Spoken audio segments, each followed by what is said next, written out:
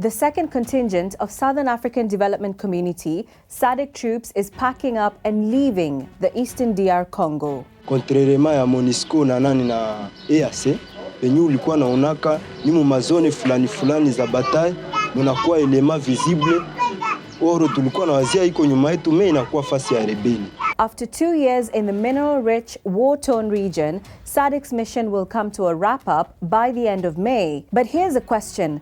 Are they leaving because they accomplished their mission or abandoning the Congolese due to a failed mission? Welcome to the flip side. The M23 rebel group is capturing city after city: Goma, Bukavu, Rubaya, and even Lunyasenge. These cities were supposed to be protected. So did the SADC troops make a difference? Na ninaenda ona retrait ya SADC itakuwa ya mubaya kwetu kusie bakongomani, musanse yenyi hii kutoka yabo rebeli atabakia yeye peke atafanya vibaya vyote zaidi vyenye vinawezekana juu tutakuwa tena hatuna wa kutusaidia.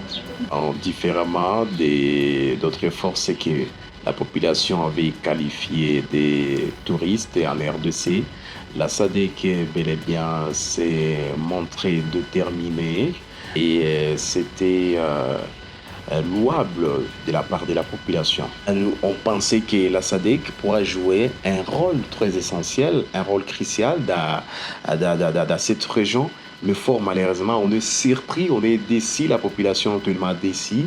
Et vraiment, c'est un échec pour l'Afrique, pour le départ de cette force de la SADC.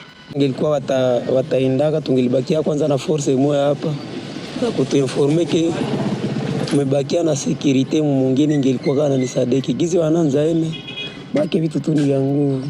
What exactly went wrong with the SADC deployment?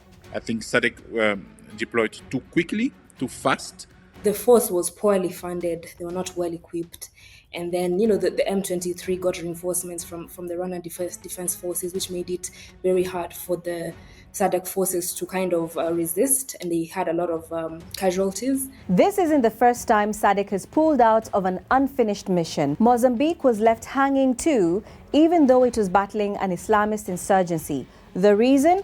Financial limitations, but they still went into the DR Congo after a plea from President Felix Tshisekedi. At that time, the Rwandan-backed M23 was threatening to take over Goma. Fast forward to now, the rebels are advancing, the humanitarian crisis is worsening, and SADC is pulling out. Where does this leave the conflict in eastern DRC? So there are too many actors who are benefiting economically from the chaos. Fighting is still ongoing, and even if fighting stops, there's no guarantee that it won't resume again unless these issues are resolved. The US is the latest external player to seek an end to the fighting. But is Trump's administration eyeing a chance to broker peace or gain access to the DRC's rare earth minerals? The US government sees that the conflict in the eastern DRC might actually provide them with an opportunity to broker a peace deal.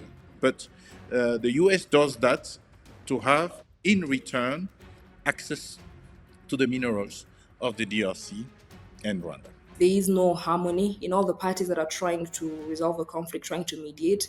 They're not harmonizing their efforts, and that's part of the problem. So, if external mediation has not borne fruit, could local solutions hold the key to ending the violence? There's also an internal process led by the churches, the Catholic Church, and the Protestant Church, who are trying to not necessarily to drive a peace process, but at least to create the conditions for internal dialogue so that opposing sides come together and negotiate a future for the country. And that's the flip side.